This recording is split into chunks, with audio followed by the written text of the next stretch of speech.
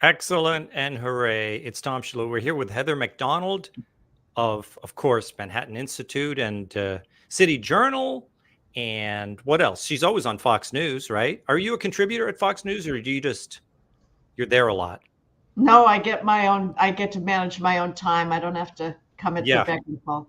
I know. Well, you know what's interesting, Heather? Of course, I was like, why don't we have a look on the internet to see some people who've said negative things about Heather just because Oh, I have a dossier on me from Media Matters by virtue of the fact that I'm on Fox News. So I go on to Media Matters and you can see there's like 6 to 8 stories about bad things that I've said on Fox News. And I said, I wonder if they have a dossier on Heather. I mean, she's not a Fox News host, but she's on Fox News a lot. Let's see. So I type it in. You got like 40 things. is that a lot or a little? It's a lot. You have way more than me. Oh, I'm disappointed. I should be even more. I guess Fox is just it's not a representative audience, perhaps. Well, you know what's interesting, I think, that Media Matters, you have so much writing. There are so many instances where they could take actual quotes from you, and they don't have any of your writing up there. There's no City Journal, there's no nothing. It's all video hits from Fox News that they can characterize in their press release. You know what I mean? Well, they don't read. Maybe they're a little, literacy challenged, perhaps. Yeah. Yeah. So Heather McDonald, and you spell it like MacDonald, like 2 different words. Is that your name, or is it the way that did you switch the, like when you search for your name in order to tell you apart from the other Heather McDonald's, theirs is like one word and yours is kind of like Mac Donald, right? Is that something you did? Well, I did it inadvertently and ignorantly when I started writing. For some reason, I thought that that's how our name was spelled, and it became enough of a pattern that it was sort of too late to go back. But I do hope that search engines don't absolutely insist on the space between Mac and Donald, because it's not utterly consistent. But Yeah. I don't know how that happened, but there was just somehow it sort of looked okay with the space, and so it makes it harder for internet addresses, that's for sure. Yeah. Yeah. But you usually have to, a good way to find you is to search your name and then, put up a subject, or you can put up, City Journal or something like that. Because there's that Heather McDonald who went falling over on the stage, the comedian, and she gets lots of hits, and you don't want to be confused, right? Yeah, I don't know who'd be more upset, her or me, if we're mistaken for each other. But we've never met, and I don't hear about her as much as I used to. I don't know if that's because she's so dominant, or I'm more dominant at this point. But that's I haven't heard that brought up in a long time, Tom. So Yeah. I bet she's still out there. Well, because I kind of cross worlds, I used to have her on my radio show all the time on Fox because she does pop culture talk, and she would obsessively blog about the Real Housewives and things like that. So I would have her on to talk about cultural matters and things like that. But again, I haven't talked to her in some time either. So anyway, it's great to have you here, and I always love talking to you. And I thought we would just kind of we'd start big and then go small. I'm assuming a lot of the people that follow me on Twitter and Instagram, where I get most of my views on these podcasts, are familiar with you. But if they're not, we'll kind of, give them your CV. You're a real intellectual, and you're in the academic world, right? Wrong. I used to be. I aspired to be, but no, I'm not in the academic world, and I'm very glad that I'm not. I sort of thank my lucky stars every day that I became disillusioned early enough that I'm not in a situation now where I would have spent years of my life devoted to beauty and to greatness, and find that entire edifice crumbling around me, and my colleagues who should be down on their knees in gratitude for the opportunity to teach great books. I had wanted to be a comparative literature professor. That the people who've been granted this privilege of curating this great tradition have instead turned on it with an unbelievable degree of ignorance and narcissism and gratuitous, unjustified hatred. And the students themselves get worse every year. People that sort of start writing more recently discover something that has been known for the last 50 years, which is that students are progressively illiterate, they're unread, and certainly the internet world and social media has made things so bad as far as students' attention span. So anyway, as much as I once thought that the greatest thing in the world would be to be in academia, I loved being in libraries. I was a very dedicated student. I fell in love with all my professors because I think there's a strong link between knowledge and eros. I revered them and I loved them because they were a source of knowledge. That possibility of studying without a chip on your shoulder, studying because you are impelled to immerse yourself in greatness, that's almost not possible any longer in a college environment. Yeah, well, the people that you're associated with, the reason I call you an academic is kind of like, okay, so we got Manhattan Institute, you've got Hillsdale, so you've written for their publications, but you wouldn't consider yourself to be, I consider you and people like John Tierney and who else, I don't know, Arthur Brooks or whatever, these people, people who write about, I mean, you certainly write about academia a lot, so I kind of put you in that world. Well, I would hope that if I were in academia, I'd be able to write with the same degree of honesty as I do now. But I do admit that if you're in that world, it would take a lot of courage to be able to say the things that I do, because the academic environment has become so unbelievably intolerant towards dissent from the dominant narrative. And that dominant narrative is that America is systemically, fundamentally, endemically, unchangeably racist, that white males, heterosexual white males are responsible historically and currently for all of the world's evils, that to be a marginalized group is to be granted unqualified virtue. Nothing is expected of you. No personal responsibility is expected of you. And if you dissent from that, if you say that racial disparities, for example, are not the result of systemic bias, but are the result of, by now, a pathological culture, poor personal choices, poor behavioral choices, you will find yourself an absolute pariah, if not facing job loss and stripping of all authority. Yeah. Would you say that you are, because I would consider you to be one of the more frank people out there. I mean, you appear on shows like on Laura's show, Laura Ingraham, and, a lot of different Fox shows. People can look it up if they want to see your dossier at Media Matters. All they got to do is search Heather McDonald Media Matters, and they'll, they show all the videos up there, that they want to complain about.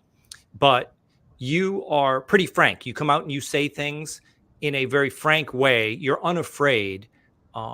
Have people tried to cancel you, other than, Media Matters taking out a dossier and then writing an occasional press release about you? Has anyone tried to cancel you, like get you removed from social media or anything like that? Well, in person, I've been blockaded and speaking at colleges. I've had walkouts. I've had students try to prevent anybody from hearing me. On social media, I don't know. I don't run my own account. It is the source for getting my latest writings and media appearances. But Yeah. what's going on behind the scenes, I'm sort of kept ignorant of that, probably for good reason, because it would be depressing. So I've been doxxed on policing matters by Black Lives Matter. So I don't know, but certainly the college students and law students are not a fan generally. Although there's certainly, thank God, there's still a hearty group of conservatives here and there at universities that are desperate for people to give them a different perspective on reality. Yeah.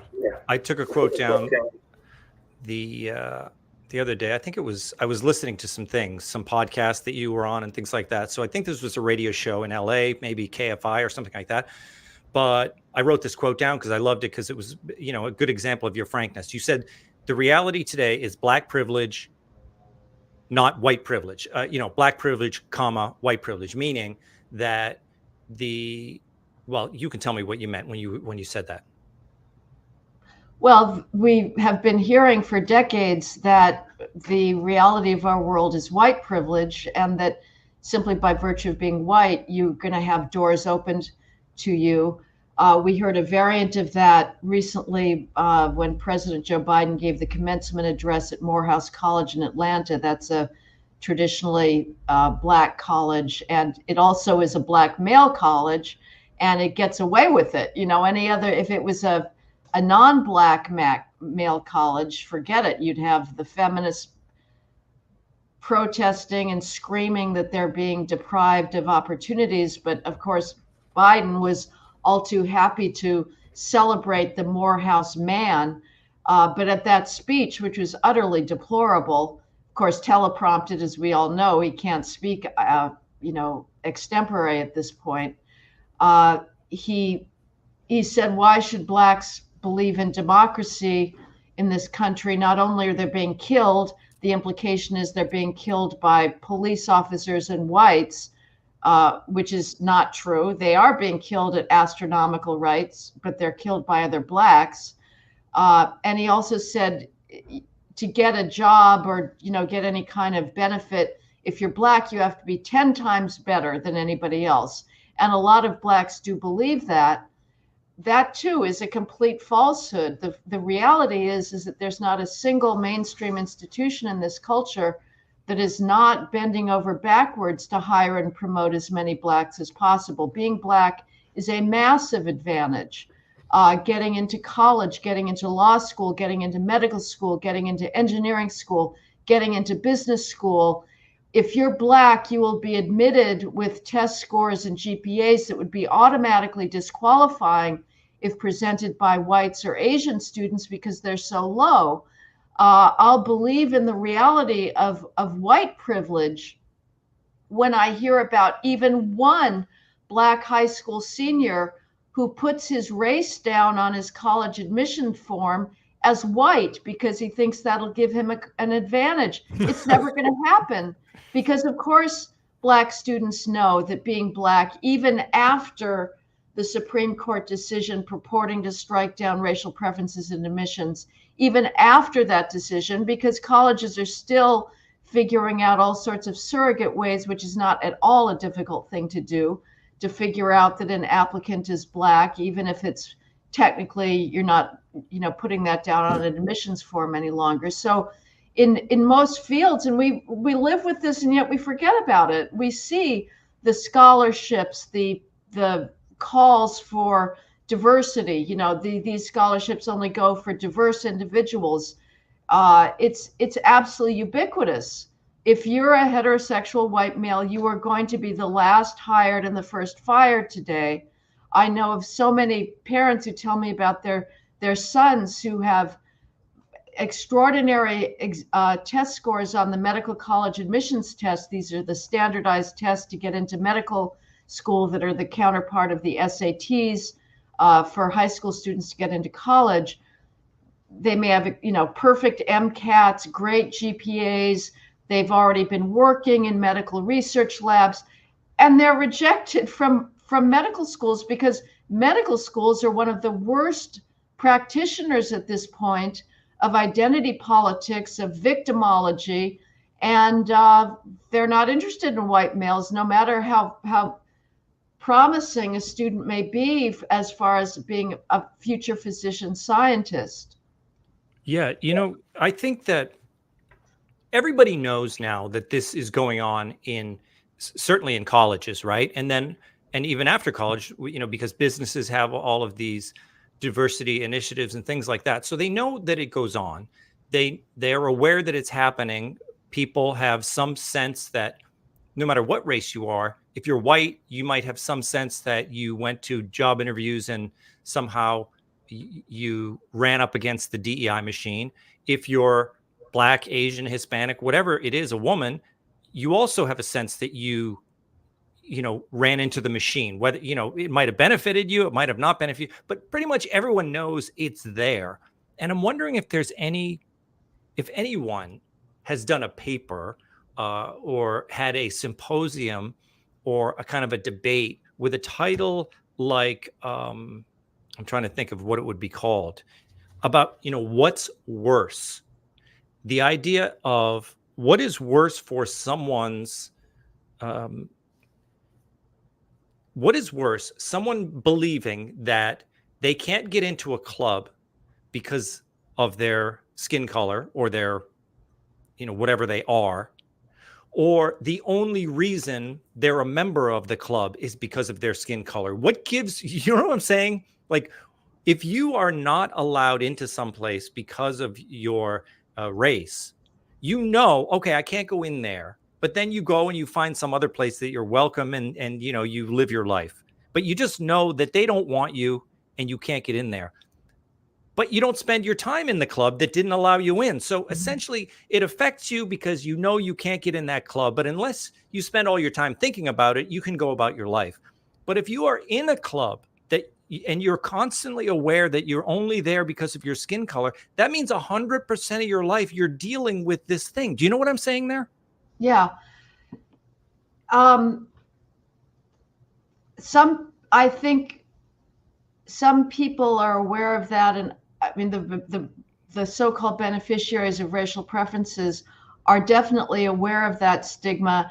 And I think a few people may be in such denial about the reality of the world, they actually do believe President Biden when he says you have to be 10 times better to get in. I've talked to college students and graduates that actually feel that. Although I had an interesting conversation once when Buck Sexton, who's now on the radio with Clay Travis and the Rush Limbaugh slot. Yeah. Sexton used to have a TV show in Washington, I think associated with The Hill.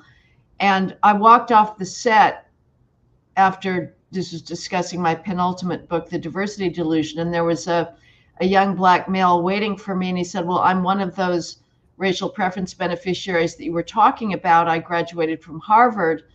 And I know I got in because of my race and I deserved it. He was completely untroubled by that fact and unapologetic. He felt like Harvard was lucky to have him as a black person because he was so marvelously diverse.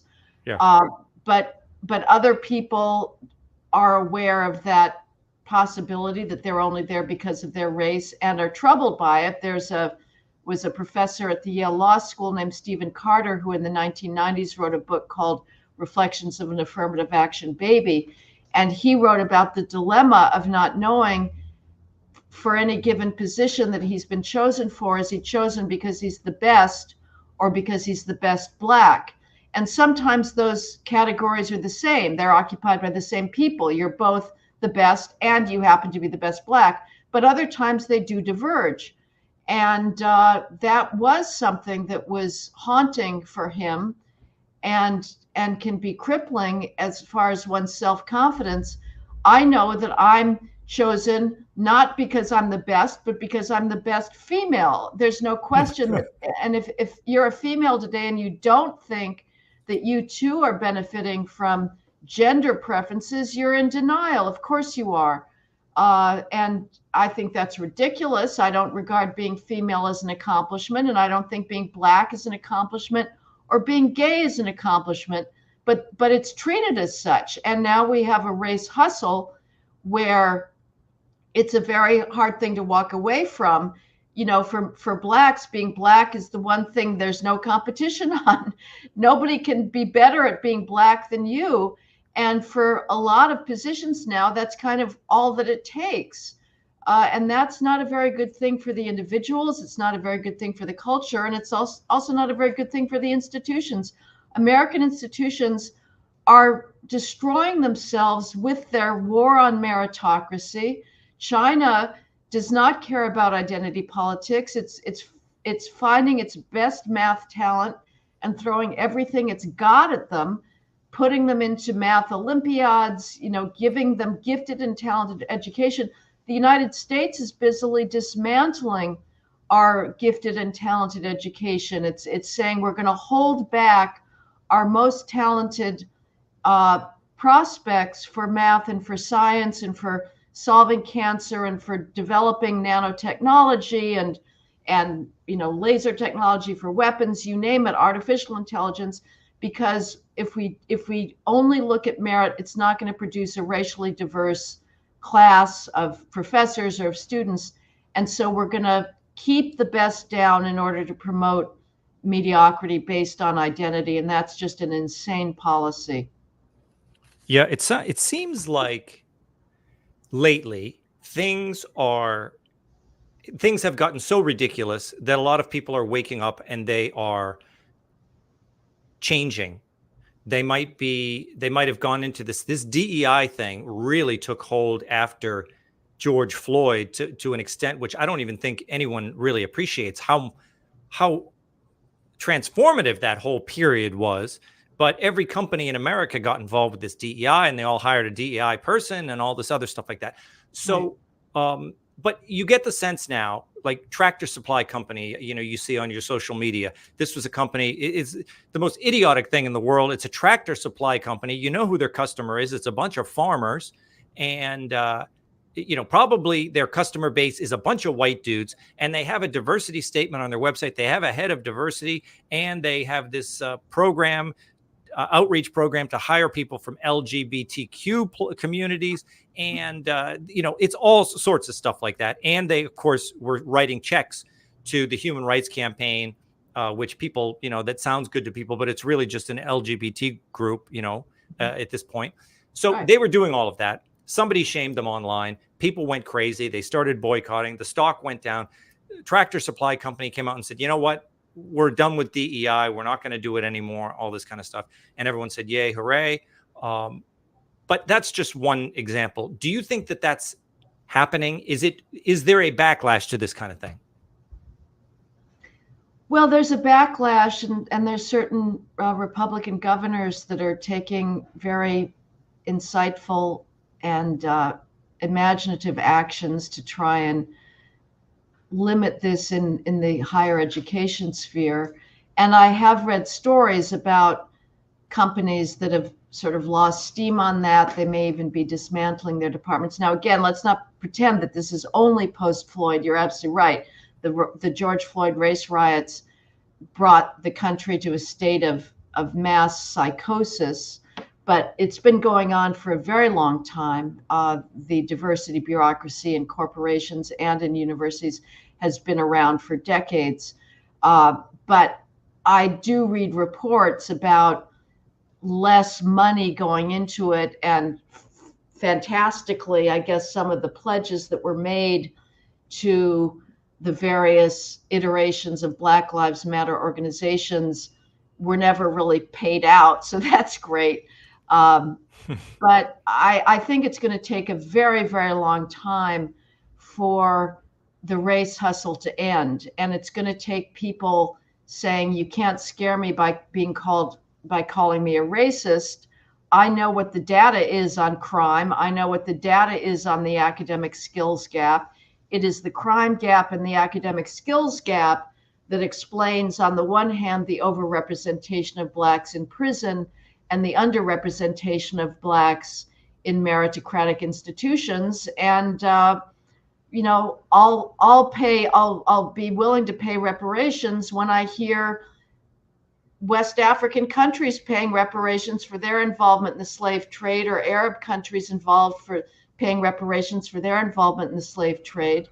The idea that the West is the source of the world's evils is absolutely preposterous. It has no worse a history than any other civilization, and it is the only civilization that has provided the intellectual tools to rein in the human drive for power and sadism.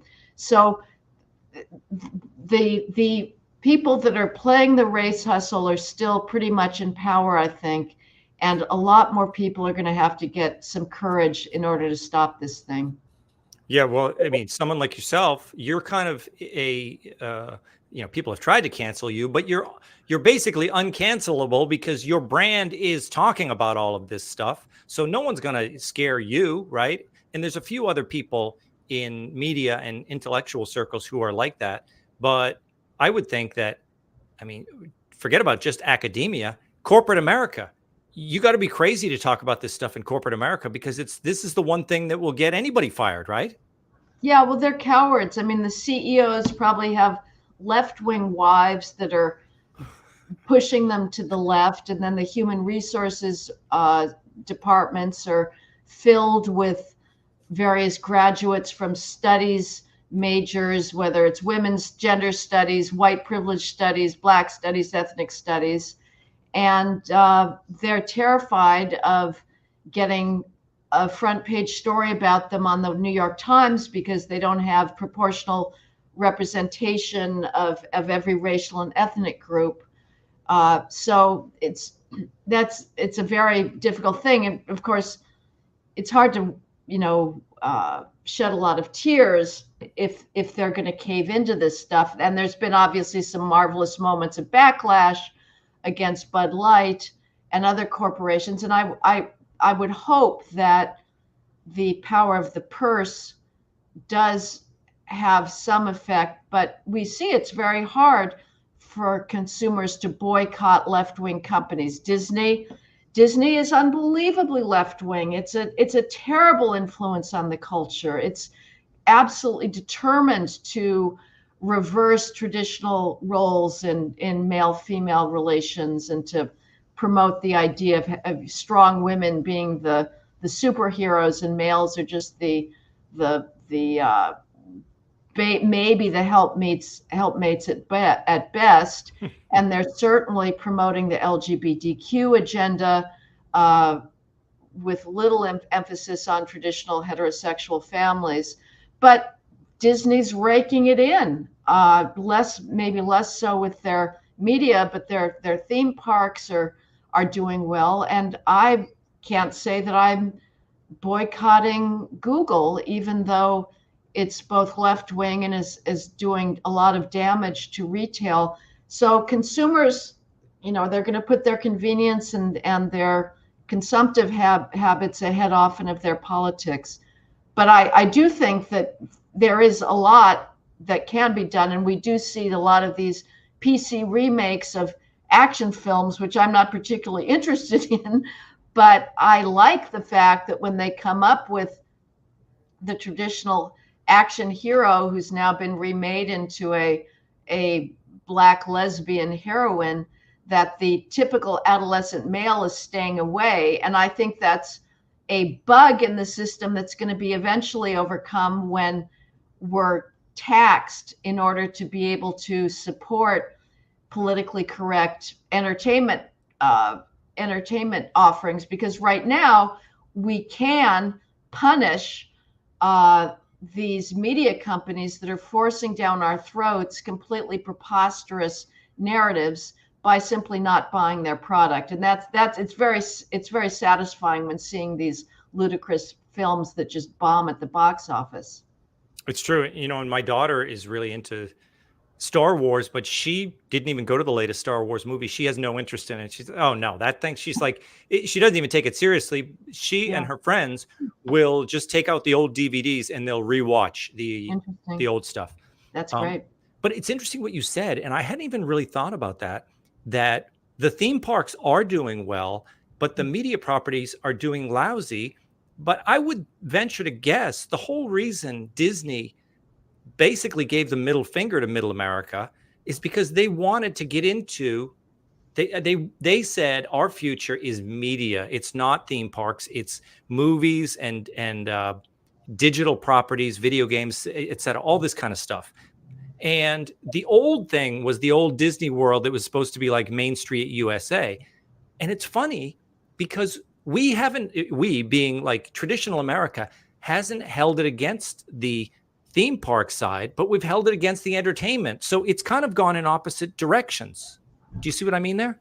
Right. Well, I grew up in Los Angeles, so I went to Disneyland when it really was first started. So I'm going to pull rank on anybody else.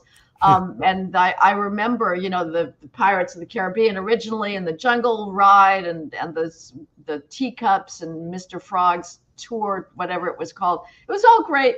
And I haven't been back though in ages, and I'm certainly not going to stand in the lines, and that costs a fortune. But it may be that it's harder to remake the rides to fit the politically correct agenda. Now, I did just recently read that there was a ride that came after my time that I think was set in the bayou, and apparently it had minstrels in it. And so now that's being remade to have a Black female heroine. And I'm not going to, as a knee-jerk matter, object to that necessarily. I don't know what the value of the previous ride was, and what the replacement ride may be totally great. And of course, there should be Black female heroines. There's nothing wrong with that. It's just when it's done as a matter of some sort of atonement.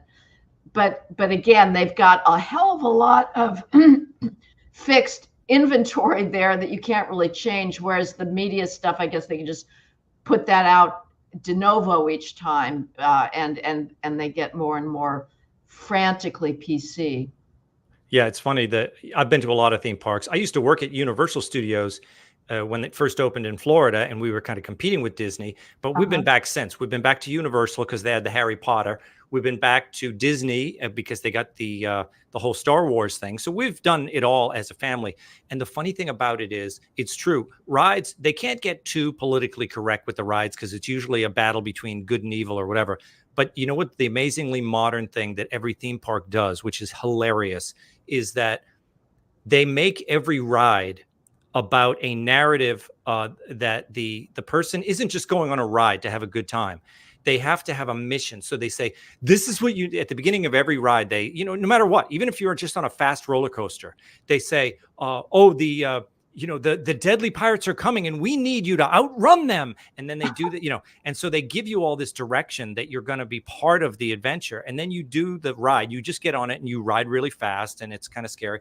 And then when it finishes, everyone congratulates you, and they congratulate the children. Good job. You did it. You beat the pirate. So every ride is an overly congratulatory experience. And at the end of the day, you are so sick of being congratulated. It's hilarious. Oh, that's pathetic. Well, that's sort of like graduating from college. Oh, you did it. It was really, really great. In fact, all you needed to do was like occasionally show up. And in fact, you weren't going to learn anything. You weren't actually going to be tested unless you're in a STEM field. But, we were all supposed to feel so bad when, in the pro-Hamas hysteria of the spring term, when various commencements were being canceled, and we were supposed to feel, oh, this is terrible because they had their high school graduation canceled because of COVID, and now they're having their college graduation canceled, and they're not going to be able to celebrate their wonderful accomplishment. And my view is, oh, come on.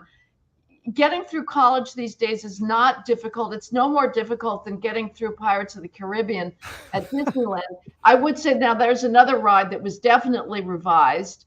There used to be, the pirates would be chasing around the lusty wenches on the turntable, and that got, the lusty wenches were removed.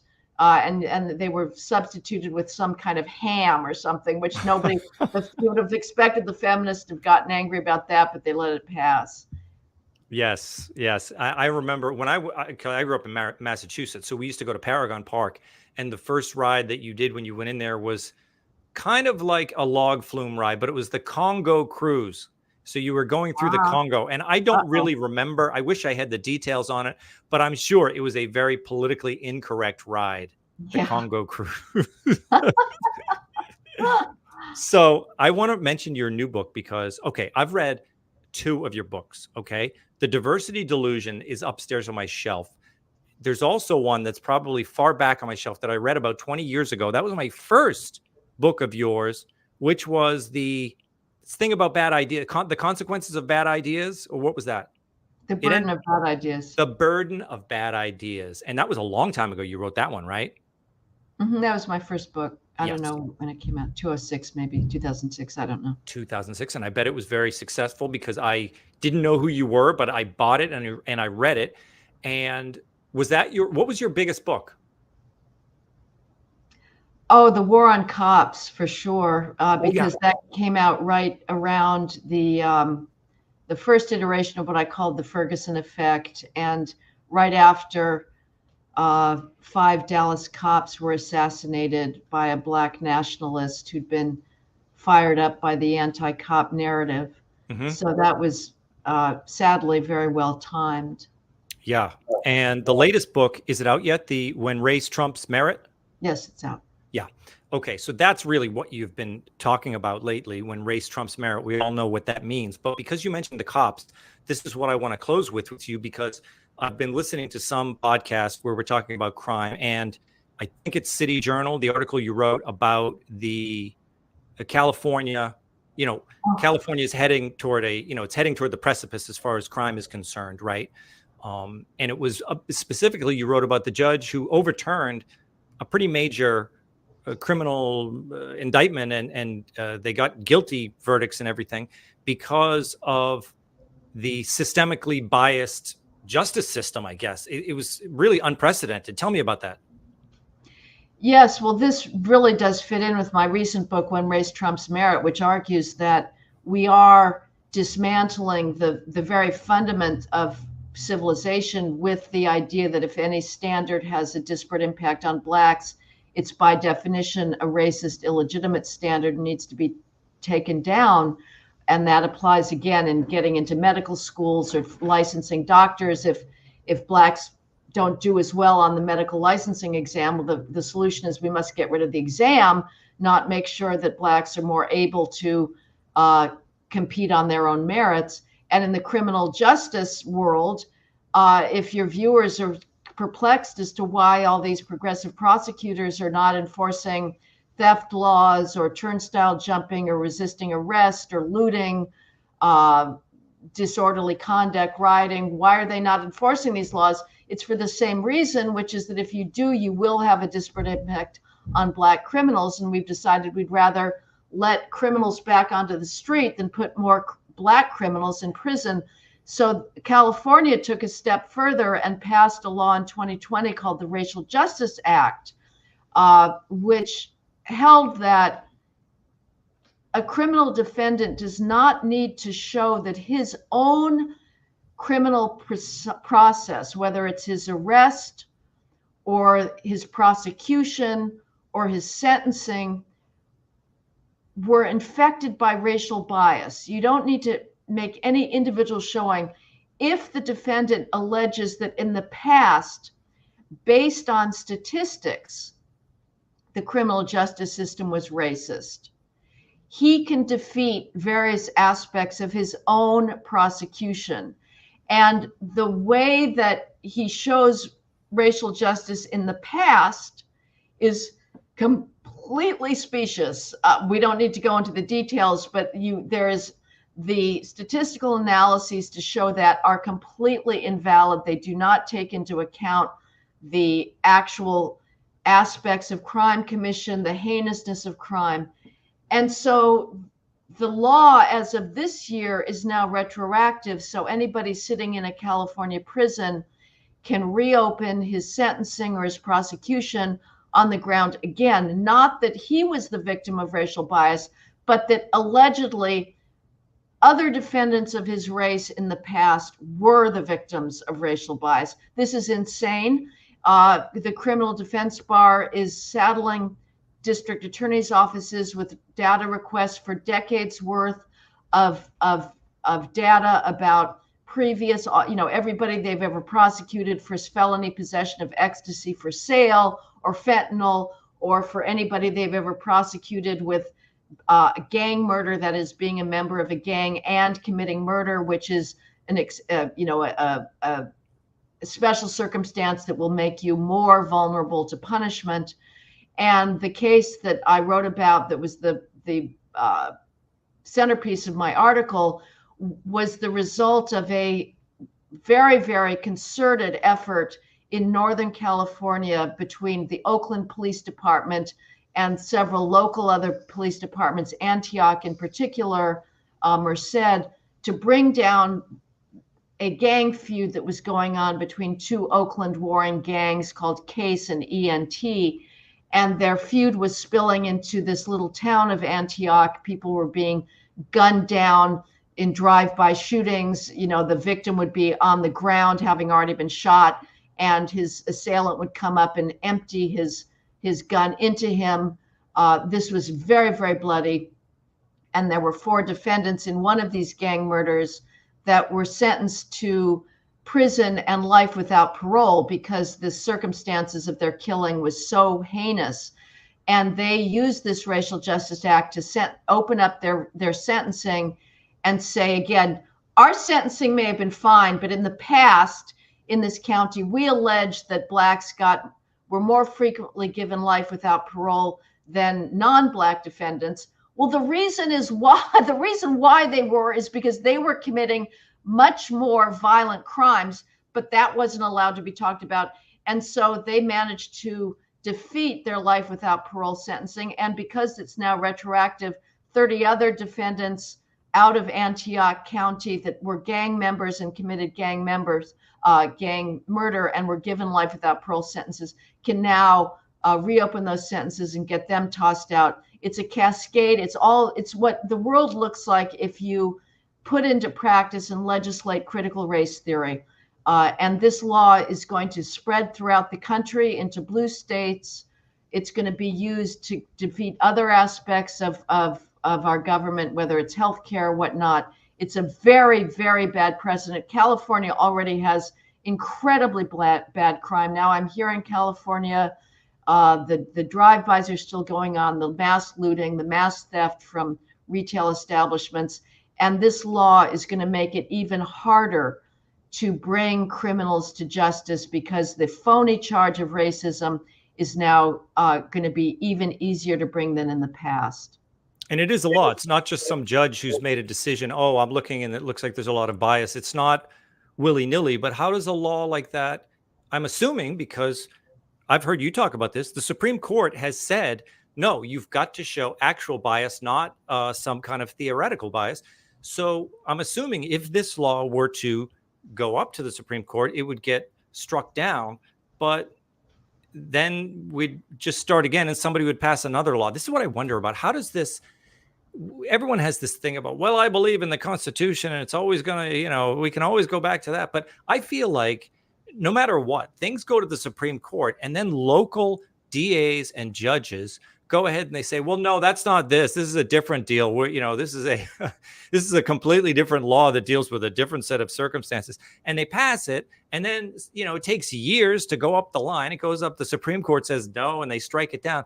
But it doesn't matter. It's like playing whack-a-mole. How would we ever get to this? How are we going to deal with? It's really just essentially we're dealing with judges and politicians who are going to do whatever they want to do, right?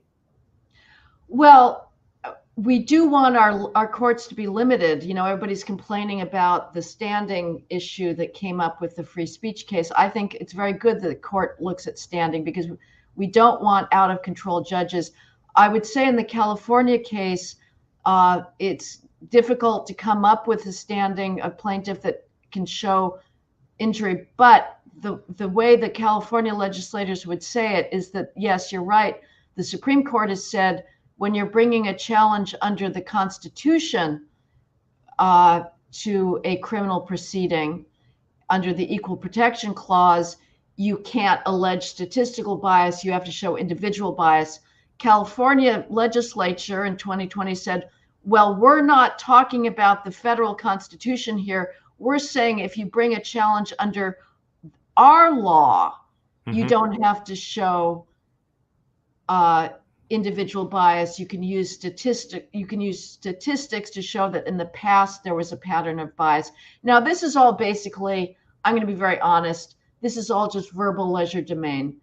It's not as if you're really bringing something under the Constitution, like there's some little umbrella that you're sitting under, and then you change the umbrella and you're in a completely different world. These are verbal magic formulae that people use, but that's the game we play.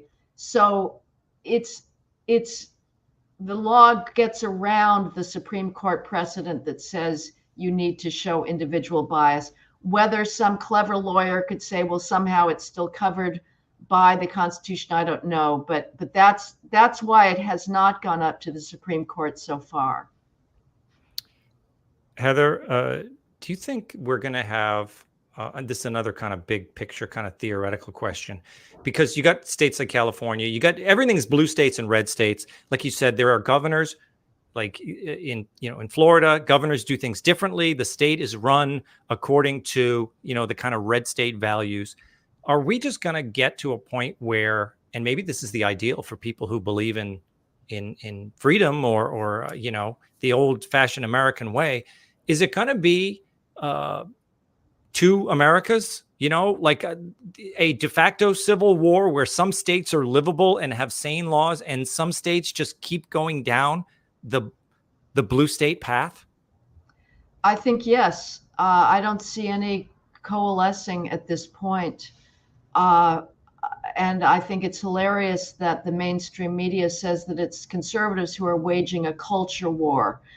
The left gets to set the default, and anybody who then challenges that default is accused of being improper and you're too aggressive and why are you rocking the boat. The left gets to dictate that all of a sudden we have to believe that people can change, children should be able to change their sex by proclamation and subsequently by chemical or physical castration, and parents should not know what's the schools are teaching their kids about gender ideology. And if anybody challenges that, they're the ones that are waging the culture war. And things are getting worse and worse. In the left state, the parents are being stripped of any power. Children are being indoctrinated into this absolutely preposterous, the most bizarre ideology in millennia of human history. And but the red states, fortunately, are starting to push back against it. But I don't know what's going to bring us together. I thought that no mother would allow her daughter to have males in the locker room or in sports, but that doesn't seem to be bothering a lot of these blue state mothers. So I don't know what's going to happen, but unfortunately, the blue states, as far as I'm concerned, and with great apologies to red state residents, as somebody who grew up in Los Angeles, I really love California, and I think it's the most beautiful state. And the blue states have some of the best real estate, as far as I'm concerned. They tend to be on the coast, and so I'm not willing to decamp yet and cede this beautiful state completely to left wingers, but certainly there is a settling process and a titration out as people that can't take the policies of Gavin Newsom any longer and the insane EV policies and the insane energy policies any longer and go move. So it'll be very interesting to see what happens politically down the line. Yeah, it is true. It's like you hear people all the time, oh, California, I would never go there. People who've never been there. Now, I mean, I've been to San Diego. It's so beautiful. The weather is so good. Yeah. Northern California, even in the area, the where all the tech bros are. I spent a week in Menlo Park, California last year. Northern California is beautiful. Now downtown San Francisco, terrible, Right. But you get out in the country, and I mean, there's parts of California you can't even believe how nice it is. So yeah, I totally know where you're coming from there. And even LA, listen, I lived in LA for a year. LA's fun. It's, you get yourself a car, you put the music on, you drive around. Yeah. You don't drive around though. You do not move in LA at this point. There's not a time when the freeways are passable practically, but but it's also beautiful. I mean, parts of West LA are absolutely gorgeous. The Chaparral, the Santa Monica Mountains are fantastic. So yeah, it's not just parts of California. It's practically, apart from the urban blight and squalor, which spreads, it's all of California. But anyway, it's in my blood, so it's very hard to leave it. Well, yeah. Well, we got to have some people there, right? We got to have some holdouts. There's some wonderful little dowdy, feisty cities that are not putting up with any of the BS, like Huntington Beach or Balboa Island or Carlsbad. So people don't know about these, but there's still some fighting spirit here. But anyway, great talking to you. Great talking to you. The book, When Race Trumps Merit. Get all her books. I'm telling you, get The Diversity Delusion, a great book. And even, I mean, the Bad Ideas book, I mean, that thing holds up. It's still, you're talking about the same stuff. It's fantastic. And also, you can follow her on social media. She doesn't run her own accounts because she doesn't want to, listen to the trolls. But follow Heather on X and Instagram and everything else. And Heather, I hope to see you around Fox News as well. Thanks, Tom. I appreciate it. Thanks a lot. See you later.